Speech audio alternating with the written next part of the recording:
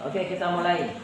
Nah, Assalamualaikum warahmatullahi wabarakatuh. Waalaikumsalam warahmatullahi wabarakatuh. Alhamdulillahirabbil alamin wassalatu wassalamu ala asyrofil anbiya'i wal mursalin sayyidina Muhammadin wa ala alihi wa sahbihi ajmain, amma ba'd. Anak sekalian, peserta mata kuliah hukum acara perdata, pada hari ini kita akan masuk pada pertemuan kedua. Kita lumayan, masih muda sudah lumayan.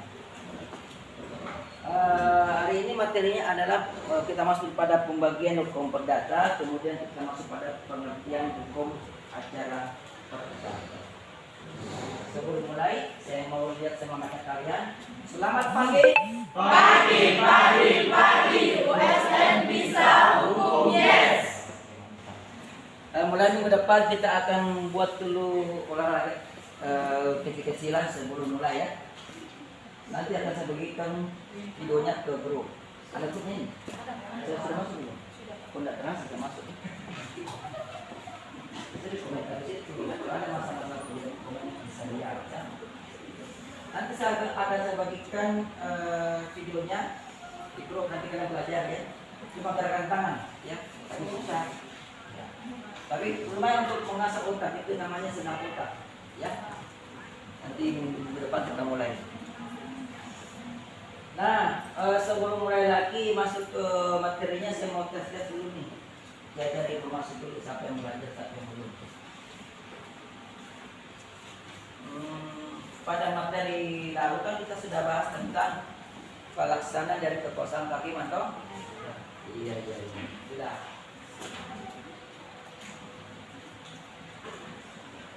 Kalau para pihak yang menggugat, para pihak menggugat dan tergugat agamanya bukan Islam, maka itu diajukan di mana? Pengadilan negeri. Ya, tapi untuk perkara umum ya, masuk perkawinan juga ya.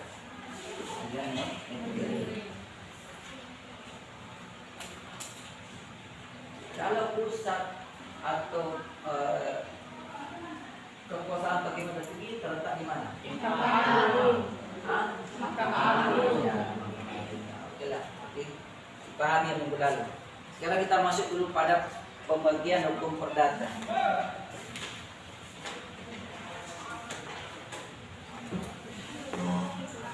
Ini saya punya ini kategoris, personal pronoun.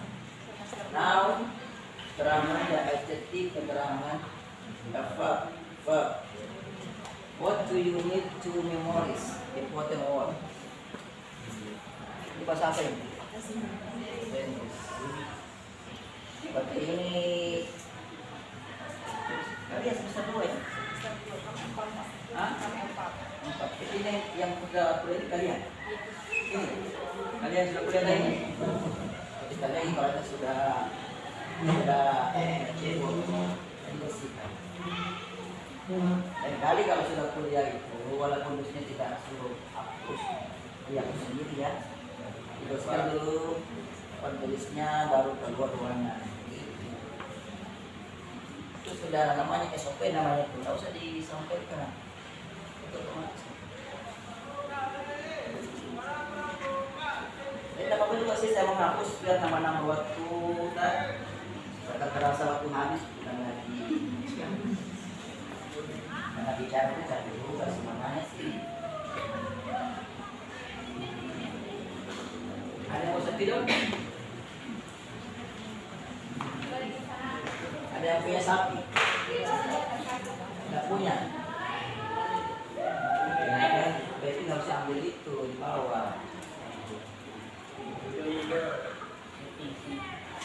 Kalau saya beli, ambil aja di bawah, aku resepkan. Yang ini saya sudah beli saya.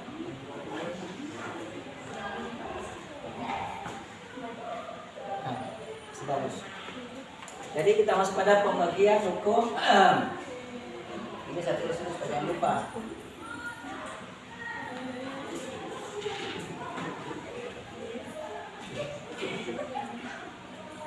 hukum perdata. Ya. Ki, kenapa Ki? Sudah jam berapa sekarang? Surat cinta. Iya, makasih Di. Oke. Ini buat tuh saya. Hah? Kita masuk di kelasnya Bapak terus kalau ini mau singkat. Tapi ini bukan untuk saya loh ini, coba. Kepada yang terhormat dekan Fakultas Hukum. Tapi kita bawakan kita dulu. Ke dekan dulu, nanti dekan disposisi. Gitu. Jangan suka saya bukan dekan kok. Saya masih biasa. Ya? Oke. Ini ya. Ini ada bentar ini. Ini biasanya di ujian atau ujian final yang biasa kayak begini tulisannya. Ya sampai ya. Nah, kalau begini batu nol itu. Gambar orang nangis. Nah, pembagian hukum perdata dulu perlu kita paham dulu ini. Kalau masuk pengertian acara. Kalau kita sudah belajar di hukum perdata ya, sudah. Kita kalian masih dosen di empat. Obat perdata ya kan? Terangkan nggak ini dulu pembagiannya hukum perdata? Di materi hukum perdata. Ya. Biasanya belum terangkan itu. Sini ya. Jadi hukum perdata itu pernah dengan istilah kata-kata formil dan materi kan? Pernah dengan materi dan formil? Hukum perdata itu pada dasarnya dibagi dua. Ya. Ada namanya material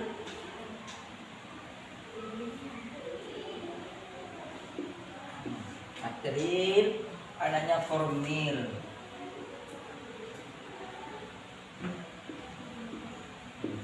Ya. Material dan formil. Material itu nama lainnya adalah ini yang dibilang dalam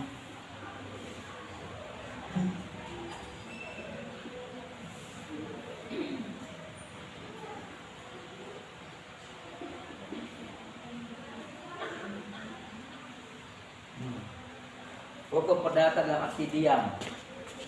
Artinya tidak menyanyi. Ini apa nih?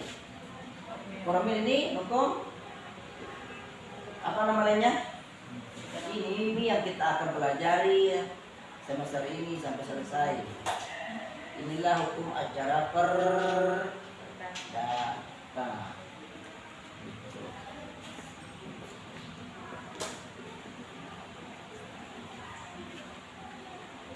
Ya.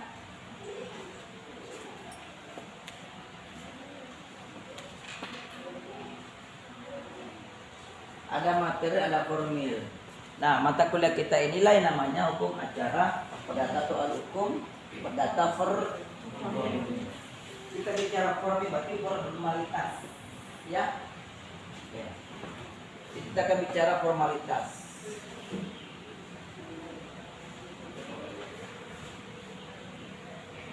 Hukum perdata material itu di semester 3 lagi yang kalian sudah pelajari. Ya. Itu hukum perdata dalam arti diam karena tidak akan berfungsi tanpa bantuan dari pengacara. Jadi ini dua serangkai tidak dapat dipisahkan.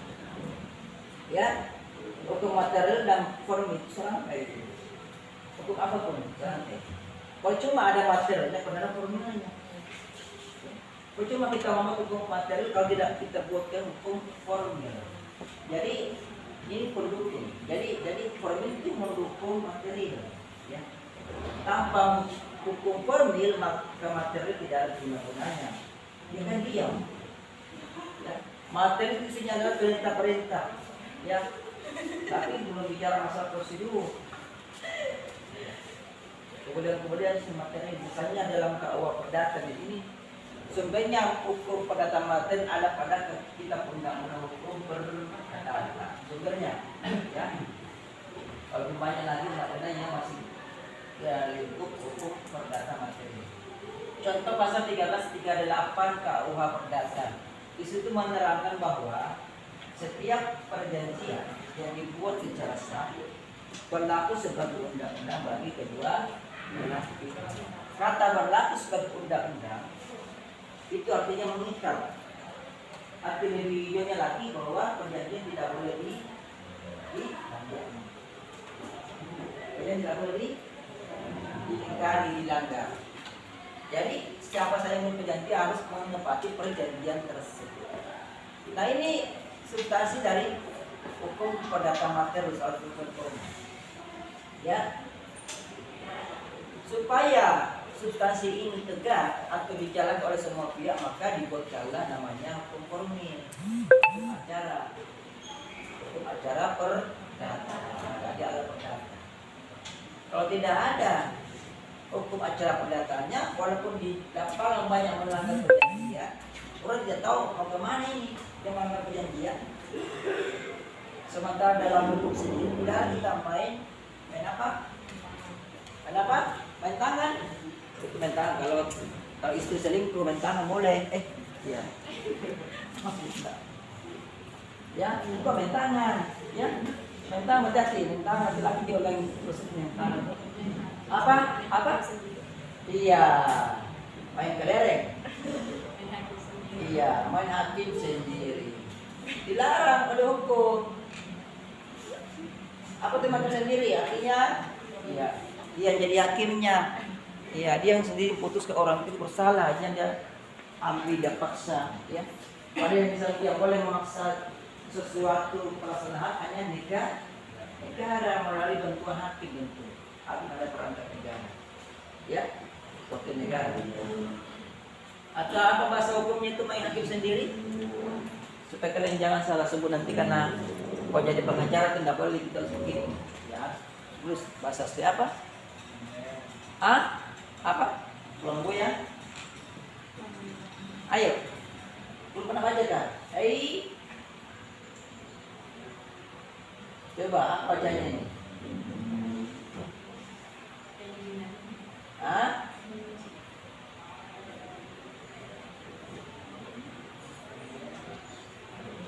Apa aja ini? Bukan engineering, bukan bahasa Inggris ini, bahasa Belanda. Eigen-rechting. Ya, itu tulisannya. Eigen-rechting. Artinya main hakim sendiri. Jadi hukum melarang kita untuk paksa orang yang kemampuan sendiri untuk bayar utang misalnya. Sampai apalagi kalau pakai mengancam sampai ya pukul, denda untuk bayar utang tidak boleh, ya. Maka dibuatlah hukum perdata formil atau hukum acara perdata. Di dalam hukum acara perdata itu diatur cara-caranya, proseduralnya, prosesnya. Bagaimana seandainya ada orang yang tidak patuh pada perjanjian, ada lawan janji yang mengingkari janjinya, bagaimana? Diatur di situ. Oh, pertama-tama begini, dan begini. Dan negara itu yang putuskan apa betul lawan janji itu ingkar janji apa tidak. Tidak boleh kita musuh ingkar janji. Apa dalam data istilahnya ingkar janji? Apa? Ayo. Apa sebutnya dalam data ingkar janji? Uang prestasi. Itu bahasa Inggris atau bahasa Arab? Uang artinya apa? Uang? WAN.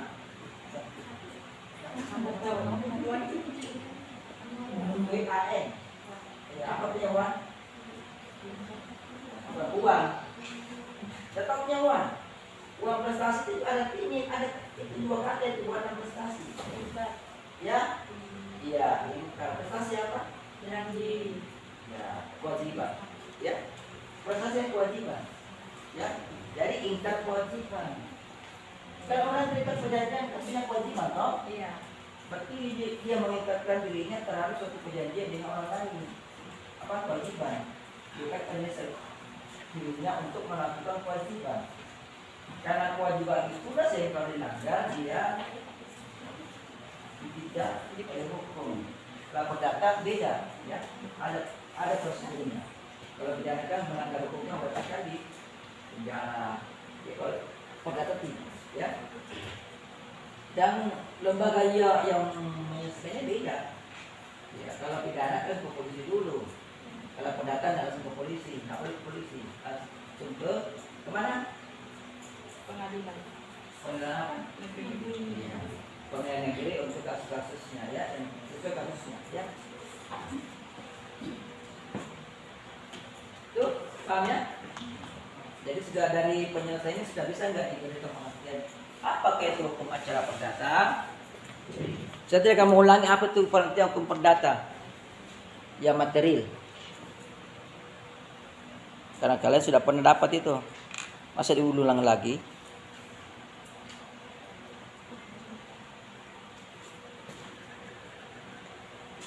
Ayo.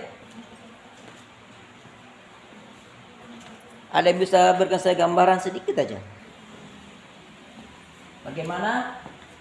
Ada yang bisa berikan gambaran sedikit apa itu hukum acara perdata dari penjelasan singkat ini? Saya buatnya sudah tergambar di situ dari ini ceramah saya ini. Saya rasa kecil apa besar?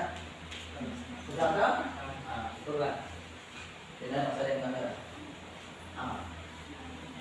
Ayo, ada yang bisa kasih pengertian hukum acara perdata adalah? Ayo, angkat tangan dulu. Ya, silakan. Nama tuh nama. Baik, perkenalkan nama saya Maulinda. Siapa? Maulinda. Ya, silakan Maulinda.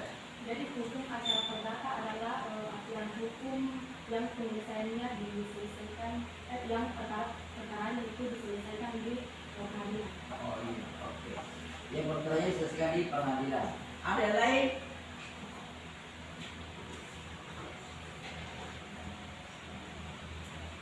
Ya. Nah, dikasih lebih simpel lagi. Hukum acara perdata adalah segala ketentuan hukum yang mengatur cara untuk mempertahankan hukum perdata materi. Itu yang paling simpel dan mencakup semua itu. Nanti saya terangkan dia adanya apa untuk membuat materi berfungsi. Hukum materi itu perlu dipertahankan.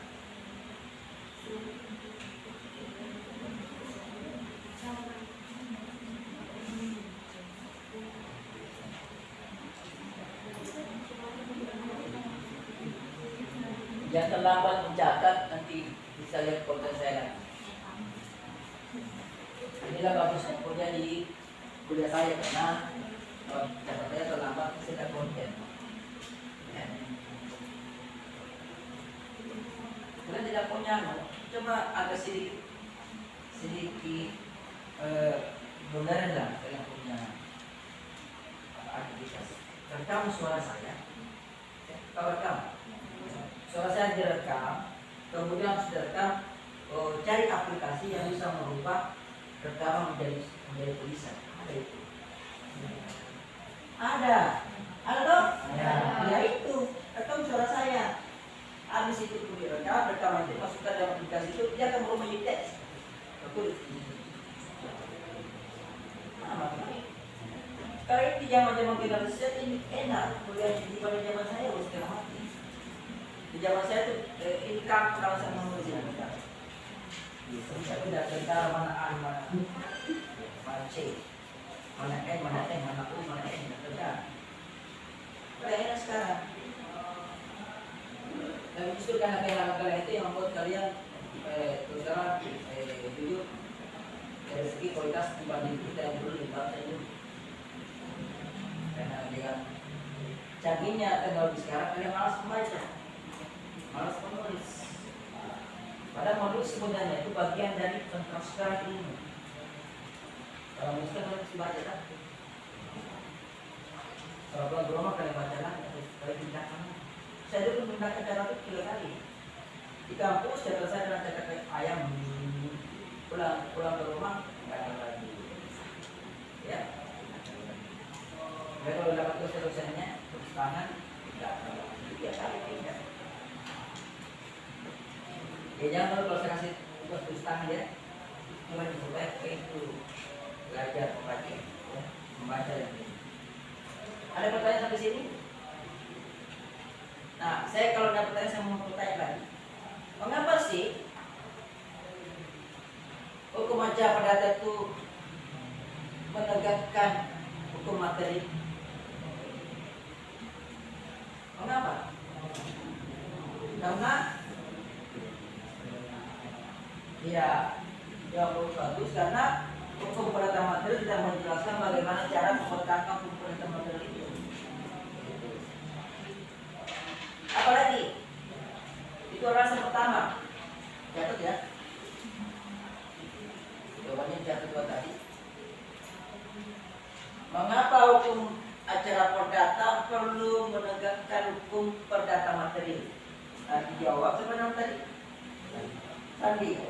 Ya. Sandi. Jadi jawab Sandi karena dalam hukum perdata materi tidak menjelaskan cara menegakkan hukum perdata materi. Apalagi adanya? Karena oke, sebelum menjawab itu sama cerita dulu ya, simak ceritanya. Dari cerita saya ini ada jawabannya ya, disimak ya, simak ya. Dalam kehidupan sehari-hari ya, khususnya dalam kehidupan keperdataan kita sering kan melakukan hukum perdata setiap hari, sering ya. Tidak pernah melakukan hukum perdata setiap hari? Tidak pernah. Masa tidak pernah? Yang tidak pernah makan? Tidak pernah minum? Tidak pernah tuh? Kalau makan itu kalian makan itu, kalau kalian makan itu makan nasi, makan ikan, makan sayur, makan pepaya, makan buah, ya, buah segar dan buah layu. Itu kalian dapat buah dari mana? Kalau dapat makan dari mana? Pas hari ini ya, insya Allah nih. Ternyata apa prosedurnya itu? Ya, dimasak. Kalau kalian mau masak, ya ini mudah masak, ini kalian nak dimasak dia. Ya, dimasak tak? Kalau tidak ada dari saya di rumah, beli. Ya. Nah, yang kalian masak itu langsung nggak masuk di kuali, itu salabi. Ada, begitu. Tidak tak? Untuk kalian akan melakukan hukum data apa? Kalian ke pasar misalnya beli beras, ya, ada yang belinya per kilo, ada yang belinya nanti mau makan beli sendok, satu di warung, ya. Apa yang tidak mau masak, ya beli indomie sama telur, ya. Itu membeli, berarti hukum data itu ada. Berarti setiap hari kalian melakukan hubungan, ya, dia termasuk hubungan perdata atau hubungan hukum. Hubungan perdata salah satu bagian dari hubungan hukum. Kan? Tidak membeli pun ambil punya pinjam, nah itu juga hubungan hukum, ya. Pinjam atau ambil cuma-cuma, minta ya gratis, itu hubungan hukum. Perjanjian, ya, perjanjian berdamai. Tapi dalam kehidupan sehari-hari kita terkadang melakukan, semua manusia melakukan hubungan hukum, ya, khususnya perdata. Nah, dalam melakukan hubungan hukum itu, ya, tidak semua manusia itu menaati hubungan hukum tersebut. Kalau hukum itu kan misalnya perjanjian, ya. Kalian membuat janji, ya, misalnya janji ketemu di Pantai Losari. Nah, cerita Pantai Losari itu sana, Pantai Losari itu, ya, Pantai Mandra, yang kami Pantai Losari, ya, Pantai Losari zaman dulu. Itu hari itu belum perjanjian, kalau cuma ketemu janji, ya. Kalau misalnya perjanjian, misalnya jual beli, ya, apa yang kalian jual, ya, apakah yang kalian beli,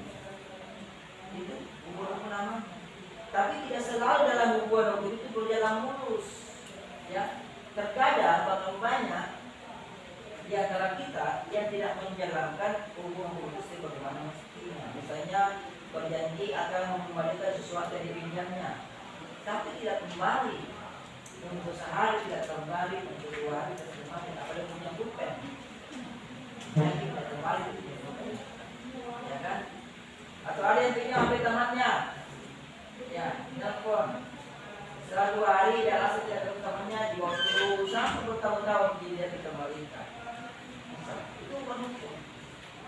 Nah, dalam melakukan hubungan dalam keseharian itu tidak selalu mulus, tidak selalu para pihak menjalankan kewajibannya. Dan dalam hubungan itu ada kewajiban. Nah, di sini akarnya ini, ya, nah dia selalu menjalankan kewajiban. Berarti ada, kalau satu pihak tidak menjalankan kewajiban, berarti pihak lain berarti apa konsekuensi pihak lainnya? Oh gila, ya bukan masalah kasih dulu apa? Kan ada kewajiban ada. Kalau kewajiban adalah kalau salah satu pihak tidak menjalankan kewajiban, berarti pihak lain berarti tidak mendapatkan. Itu yang pertama. Karena satu pihak tidak mendapatkan haknya, satu pihak lainnya tidak menjalankan kewajibannya, maka pihak yang tidak mendapatkan haknya itu butuh aturan main, ya, butuh aturan main. Tidak mungkin dia perlawannya ini dia bawa balik ke parah nanti para orang berhubung mana utang bayar. Tidak boleh. Hukum dalam kita seperti itu. Walaupun kita menagihkan loh. Misalnya kita kasih pinjam uang 1 miliar, ya, ke orang 1 M ini, ya. Kemudian lama-kelamaan tidak dibayar, kita sudah kebiasaan uang sama sekali. Adanya sama orang kita 1 M, bayar 1 M banyaknya. Sementara kita sekarang sudah mampu sama sekali, ya. Bahkan beli nasi sebut pun tidak bisa. Jadi ingat tuh ada bulan saya ke sana teman-teman. Kita lagi marah-marah kan bisa begitu orang. Kita minta dia lagi marah. Itu punya bayar marah-marah. Walaupun yang berhutang itu punya hak untuk mengakui dan haknya mendapatkan itu, dia tidak boleh melakukan kekerasan terhadap yang berhutang. Tidak boleh melarang kita. Dan kalau dilakukan masih namanya main hakim sendiri. Dia yang menentukan berstatusnya seorang. Tidak boleh, walaupun dia secara hukum sudah ya, namanya dia tidak melakukan perjanjian, tidak menjalankan kewajiban dalam perjanjian. Sehingga lahirlah namanya hukum acara perdata tadi.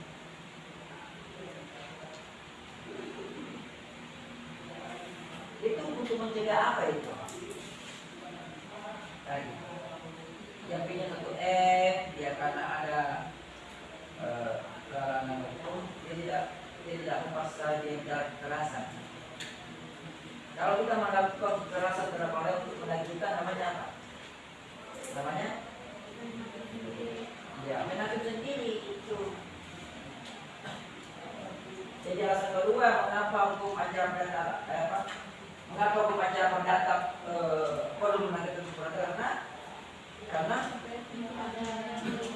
kalau jawab pertanyaannya mengapa, jawabnya karena dong benagar bapak itu, ya, itu harus sekali pendapat yang menjawab.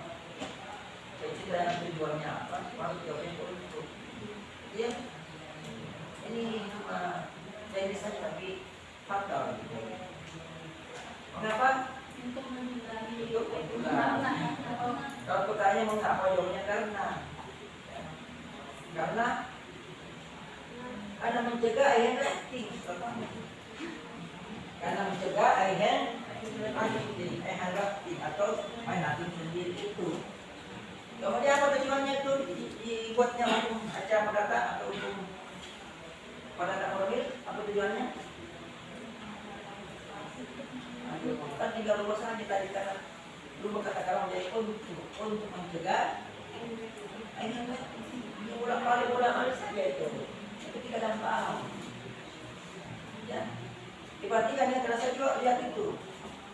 Kalau menjawab, jangan asal menjawab. Yang saya tanya tujuan, jawaban yang harus dikata karena. Salah itu.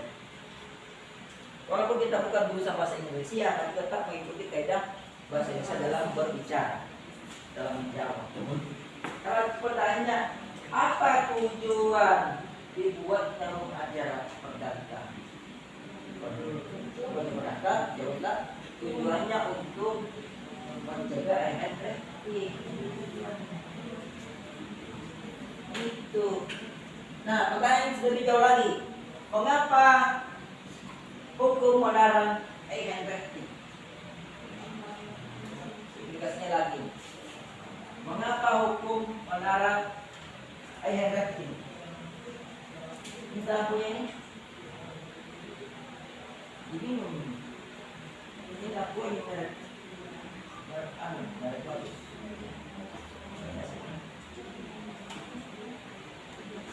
Ayo, mengapa? Mengapa hukum kita atau negara kita melarang perbuatan main hakim sendiri atau rafting? Ayo, ada nggak bisa mengukur, berprediksi apa kira-kira tujuannya? Apa alasannya? Apa alasannya? Mengapa? Karena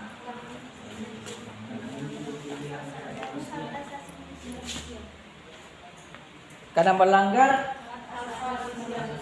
hak asasi manusia. Karena melanggar hak asasi manusia. Tadi yang kasih utang tidak dilanggar hak asasinya. Iya. Kalau orang tidak bayar utang itu melanggar hak asasi tidak? Kalau orang tidak bayar utang, melanggar tidak hak asasi tidak? Melanggar tuh. Ikut terpukul. Kita sama-sama melanggar. Jadi perampas jawabannya. Ya. Kalau melanggar hak asasi manusia. Karena tidak bayar utang itu sama dengan melanggar hak asasi manusia. Melanggar kami itu. Karena hutangnya orang itu pada orang lain mati. Makanya yang warung saya itu kalau kalian mau wajib itu wanginya. Ya kalau dilarang bon, apa itu bon? Ya, hanya oleh dilarang pasang bom. Karena aku sama bom orang. Karena aku cuma mau meletus. Ada orangnya. Tapi yang ada bukan itu mau bicara orang. Negara saja sengsara karena utang, apalagi kalau kita pribadi, banyak orang kita nggak bayar, ya. Negara saja hancur. Indonesia ini hancur karena utangnya.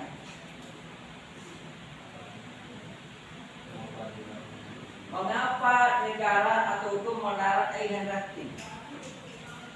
Karena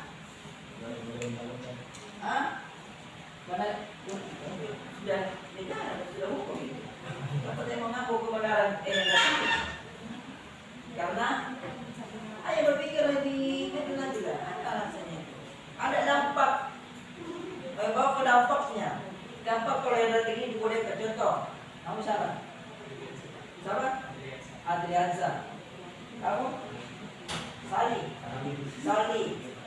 Adriansa Sali. Adriansa menjawab kepada Sali, ya kan? Tidak ada aturan yang melarang Sali untuk mengukur Adriansa kalau tidak Adriansa Sali. Ya. Adriansa meminjam uang kepada Sali. Dalam hukum tidak diatur dari larang rafting.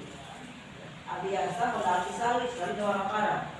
Ada orang yang mungkin ya marah-marah juga. Akhirnya karena sama-sama marah-marah berkelahi. Orang lihat betul ini yang betul Sali kan menagih kita tidak. Adriansa marah. Maksudnya Adriansa kan bayar utang. Kalau ada orang jangan marah-marah. Wajar dipukul. Kan wajar dipukul berdiri jalan. Wajar. Kalau itu dibolehkan seperti itu, orang lain juga misalnya Adriansa punya menagih uang ke Malvino. Nama kalian ada apa sih? Ada Korea.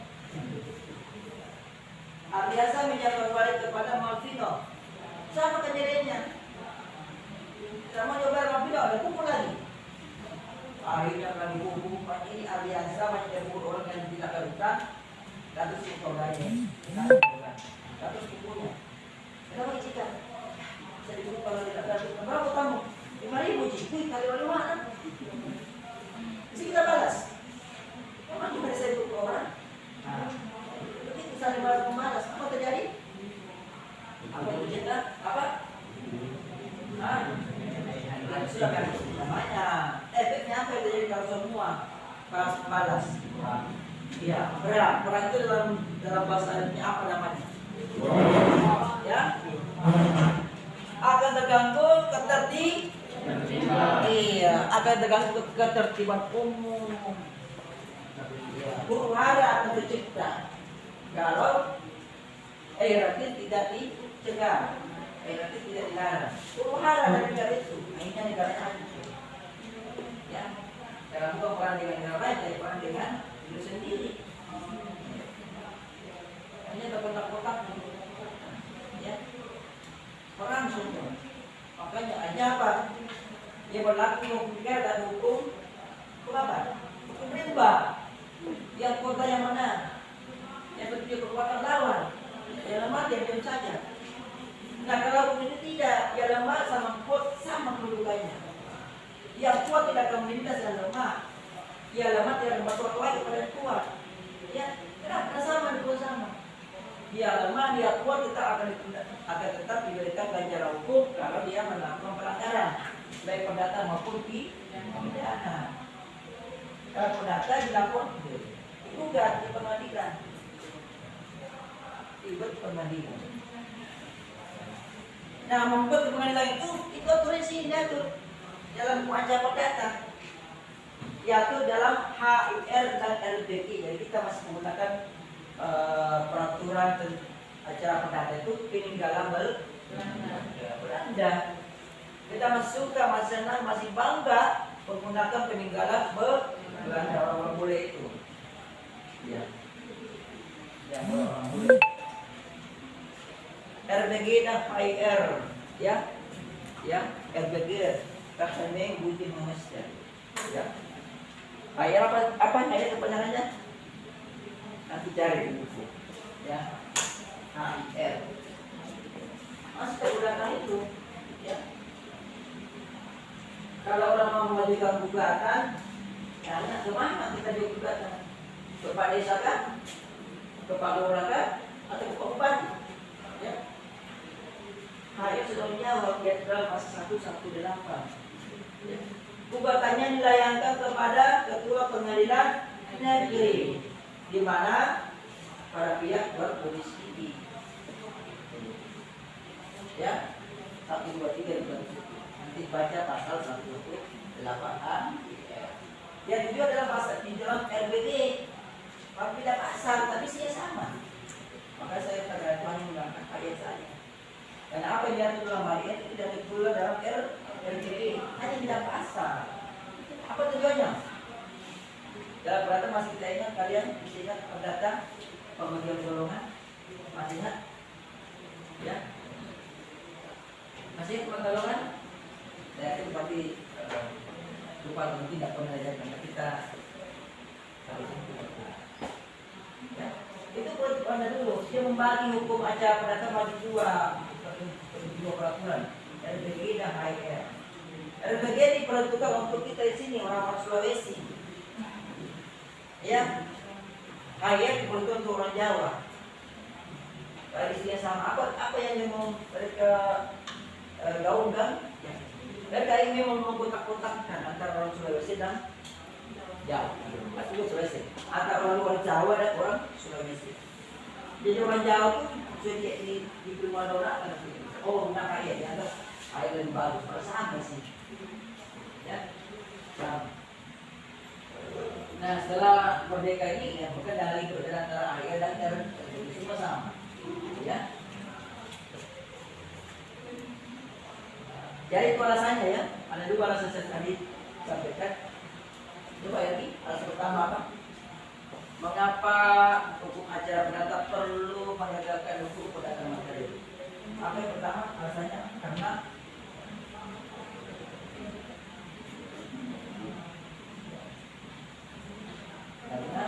kalau jawabannya tadi siapa lagi? Bisa. Jawab berkata. Apa yang kedua?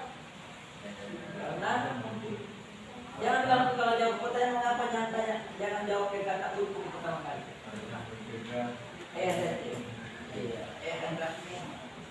Karena untuk yang kedua, yang pertama tadi karena hukum perdata material tidak mengatur tata cara untuk menegakkan hukum perdata material itu. Hukum perdata material dia hanya bicara masalah hak-hak dan kewajiban saja. Bagaimana hak kita, bagaimana kewajiban kita, dia hanya mengatur saja itu. Ini loh haknya kalau buat perjanjian, itu kewajibannya. Kalau Anda buat perjanjian utang piutang, ini loh pinjam ini loh kewajibannya si peminjam, nah ini kewajibannya yang buat kita. Beban. Kalau tidak mengatur, bagaimana cara kalau kita salah satu pihak melanggar janji.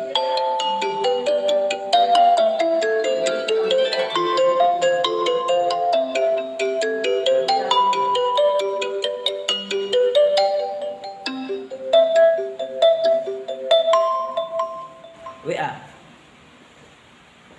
Bisa yang begini, yang biasa saya. Kalau kita orang ganteng,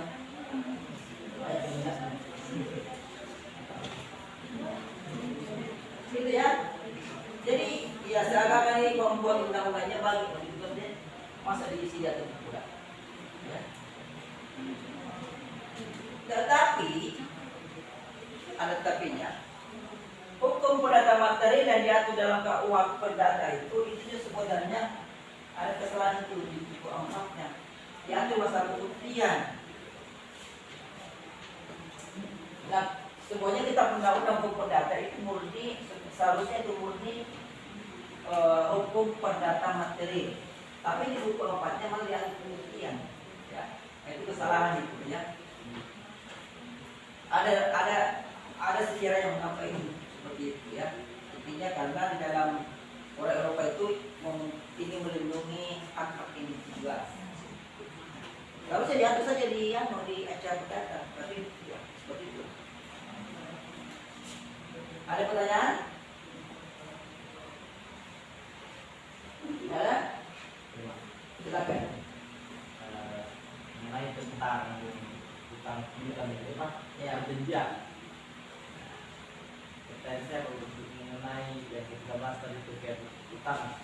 Iya. Nah, ini kan kalau kita lihat dalam segi perusahaan, itu kan ada dibilang dalam kontrak pekerjaan. Iya, Nah, semuanya itu tercatat di dalam kontrak pekerjaan. Iya. Nah, pertanyaan saya itu apa hukuman dalam segi Dia bertanya apa hukumannya bagi perusahaan yang melanggar perjanjian ini atau kontrak? yang melanggar kontrak. Yeah. Itu ranah hukum datanya.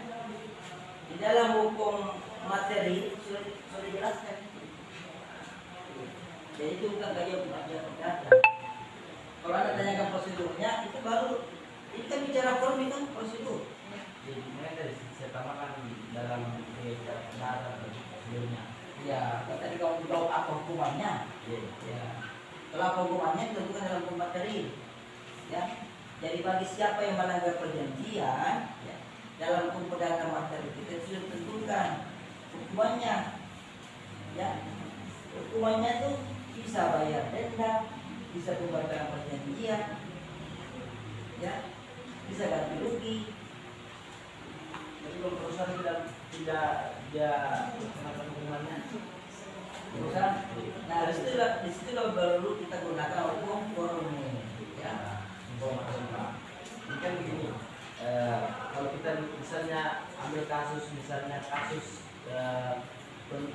dibayarkan gajinya karyawan.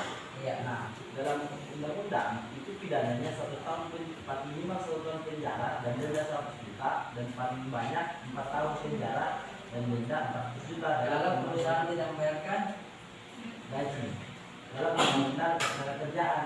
Nah, yang saya maksud ini ketika Dan perusahaan ini itu dia tidak tidak melaksanakan hukumannya, dalam artian itu tidak dipenjara ataupun tidak bayar denda. Itu sangat dulu mau diselesaikan penjaranya itu perdatanya. Sekarang ini formilnya Pak, yang kita maksud tadi. Kan formil ada dua, ada formil pidana dan formil perdata. Nah, keduanya Pak. Keduanya. Saya bisa jadi perdata ya. Baik, saja. Yang penting apa yang hukumannya? Kalau bicara hukumannya masuk di dalam buku perdata materi. Pak, itu kan pelaksanaan kewajiban. Setiap orang tidak melakukan kewajibannya secara perdata itu ada hukumannya. Ini jatuh dalam hukum perdata materi. Iya. Tapi ketika dia tidak tidak melaksanakan hukumannya, Iya. kan dia lari kemana? Ya kamu tanyakan hukumannya itu pelaksanaan hukumannya. Aku jelas dulu. Pelaksanaan hukumannya. Nah, pelaksanaan hukumannya Iya. itu menempuh hukum perdata materi. Coba. Kan dia menjalankan kewajiban, aku tidak masalah hukuman, tak? Saya dihukum, tapi tidak menjalankan hukumannya. Iya. Saya hukum cara misalnya diganti rugi, suruh bayar ganti rugi hakim, tapi tidak menjalankan hukumannya. Kemudian apanya? Ya, kalau dia tidak Prosedurnya. Kalau dia tidak bisa dijatuhi hukuman, misalnya sudah 14 penjara dan 14 juta. Ingat kalau perdata tidak bicara penjara.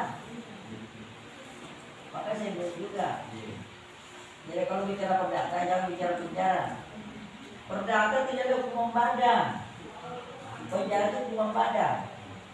Hukuman itu tidak ada, apalagi penjara dalam perdata. Ya.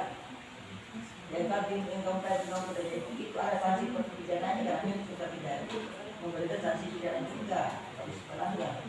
Nah dalam perkuliahan ini kita jangan bicara penjara dulu supaya jangan kemana-mana otakmu. Ya kita jangan bahas di hukum acara pidana atau hukum pidana. Jadi perlu sampai ke dalam konteks perdata jangan sekali-sekali menggunakan istilah penjara. Tidak ada istilah penjara dalam perdata. Ya itu dipahami dulu.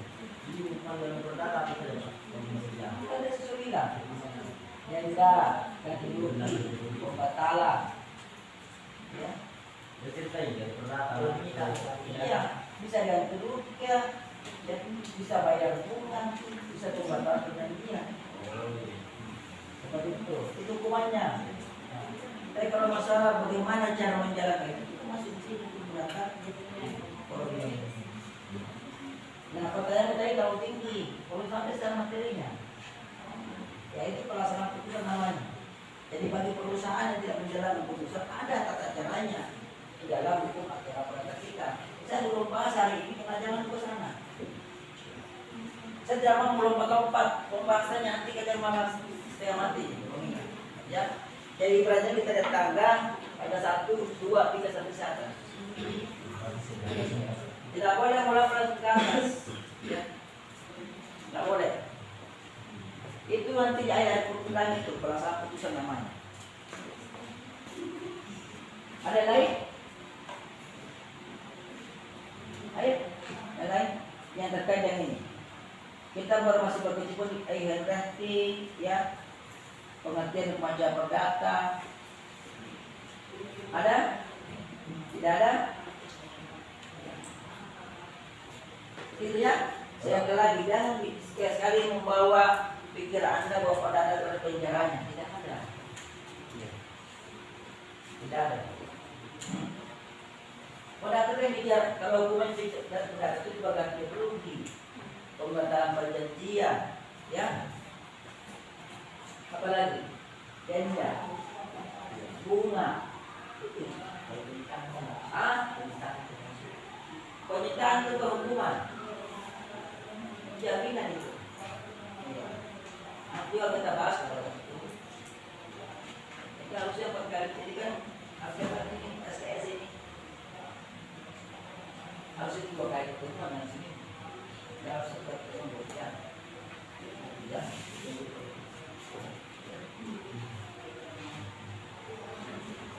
Sebenarnya ya kita dalam satu pertemuan segini jam. Terus sekali yang tidak semua disampaikan. Nanti kalian bersebutkan tadi. Saya sendiri. Ada pertanyaan? Tidak ada? Kalau ada pertanyaan, karena saya juga ada di bawah pengujian dan segala di bawah sudah siapkan menunya, maka minumnya di bawah. Maka dengan kata terpesi seperti kalau kita hari ini berakhir dulu. Sebelum berakhir saya meminta jalan ini. Selamat pagi. Pagi.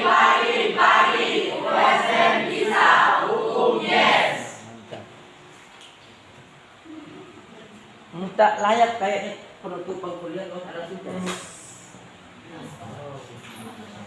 Tugas lagi, ya. Tugas lagi bicara tugasnya. Sepertinya materi kali ini lumayan padat ya. Banyak pertanyaan-pertanyaan, ada juga beberapa yang sebenarnya bisa menjadi pertanyaan. Bincang-bincang kita yang sederhana itu pertanyaan. Mudah-mudahan kalian paham cara yang kita tanya kalian. Silakan buat tugas seperti biasa. Kali ini buat tugas tulis tangan, masih tetap tulis tangan. Buat soal jawab sebanyak 100 nomor. Alhamdulillah.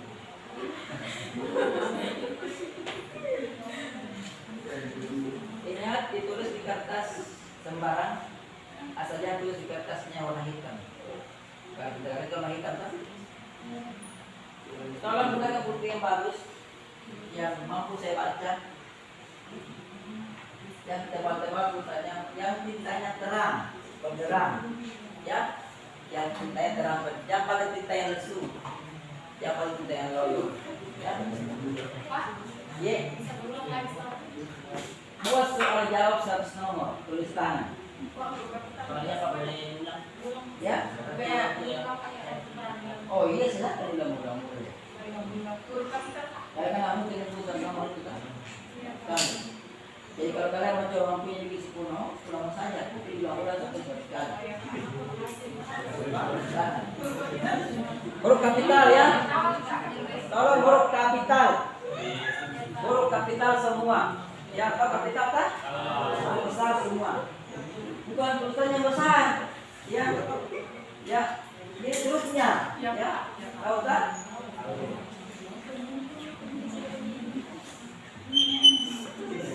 Oke, kalau itu sekian dari saya, silakan. Oh, apalagi disampaikan? Oh, ada nih. Cukup ya. Wassalamualaikum warahmatullahi wabarakatuh.